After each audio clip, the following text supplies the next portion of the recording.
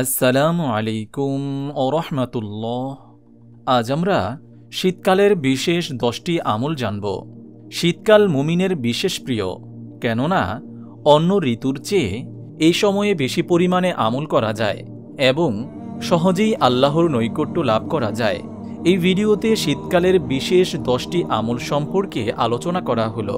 তা হলো নম্বর 1, খাবারের আধিক্যের কারণে আল্লাহর শুকরিয়া আদায় করা। শীতকালে প্রচুর পরিমাণে শাকসবজি ও ফলমূল পাওয়া যায়। এটি আল্লাহর অশেষ দান।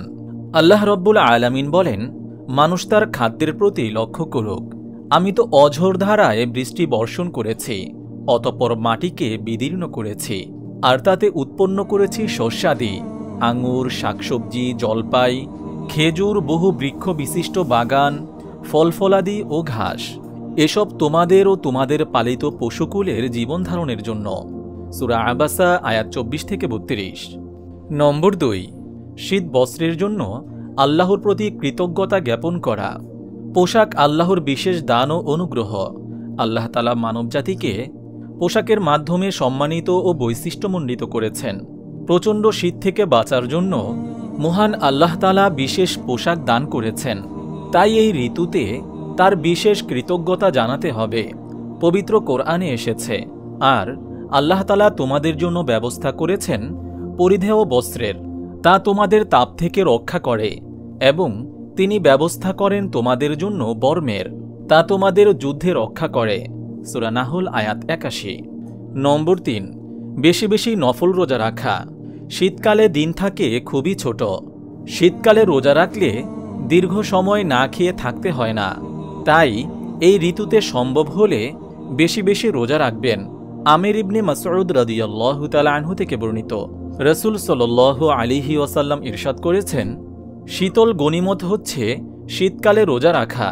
তিরমিজি হাদিস নম্বর 795।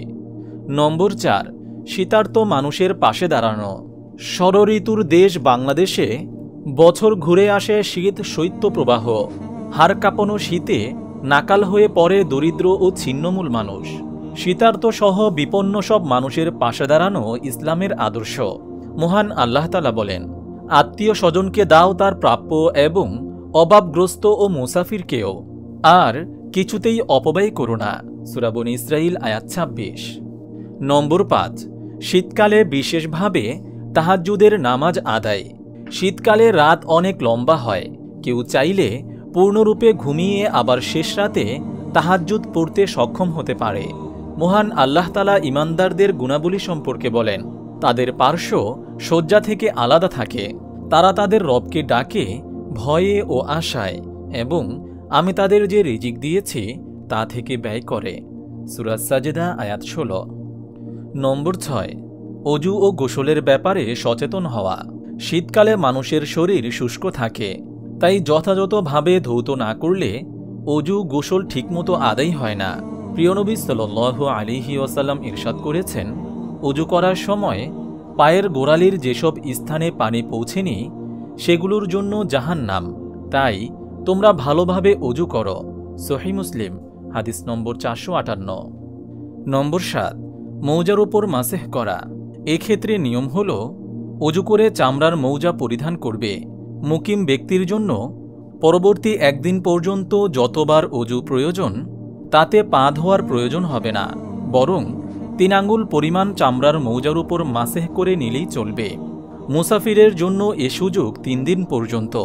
অসংখ্য হাদিস শরীফে রাসূল সাল্লাল্লাহু আলাইহি ওয়াসাল্লাম অনুরূপ আমলের কথা উল্লেখ পাওয়া যায়।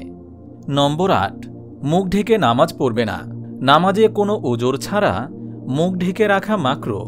আবু হুরায়রা রাদিয়াল্লাহু তাআলা আনহু থেকে বর্ণিত, রাসূল সাল্লাল্লাহু আলাইহি ওয়াসাল্লাম সালাতের সময় কাপড় উপর থেকে নিচের দিকে ঝুলিয়ে দিতে ও মুখ ঢেকে রাখতে নিষেধ করেছেন। আবু দাউদ হাদিস নম্বর 643। তাই নামাজ অবস্থায় বিনা ওজরে রুমাল বা চাদর ইত্যাদি দিয়ে মুখ ঢেকে রাখবে না। নম্বর 9, শীতকালে জাহান্নাম থেকে বেশি বেশি মুক্তি চাওয়া। শীত গ্রীষ্মের হাদিসে বর্ণিত ব্যাখ্যা হল, শীত ও গ্রীষ্মের তীব্রতা আসে জাহান্নামের নিঃশ্বাস থেকে। আবু হুরায়রা রাদিয়াল্লাহু তাআলা আনহু থেকে বর্ণিত, রাসূল সাল্লাল্লাহু আলাইহি ওয়াসাল্লাম বলেন, জাহান্নাম তার রবের কাছে অভিযোগ করে বলে, হে রব, আমার এক অংশ অন্য অংশকে খেয়ে ফেলেছে। মহান আল্লাহ তাআলা তখন তাকে দুটি নিঃশ্বাস ফেলার অনুমতি দেন, একটি নিঃশ্বাস শীতকালে, আরেকটি গ্রীষ্মকালে। কাজেই তোমরা গরমের তীব্রতা এবং শীতের তীব্রতা পেয়ে থাকো। সহিহ বুখারী হাদিস নম্বর 3260। সুতরাং তীব্র শীতে জাহান্নামের কথা স্মরণ করে মহান আল্লাহ তাআলার কাছে জাহান্নাম থেকে মুক্তি চাওয়া উচিত। নম্বর 10, শীতকালে গাছের পাতা ঝরে পড়ার দৃশ্য দেখে শিক্ষা গ্রহণ।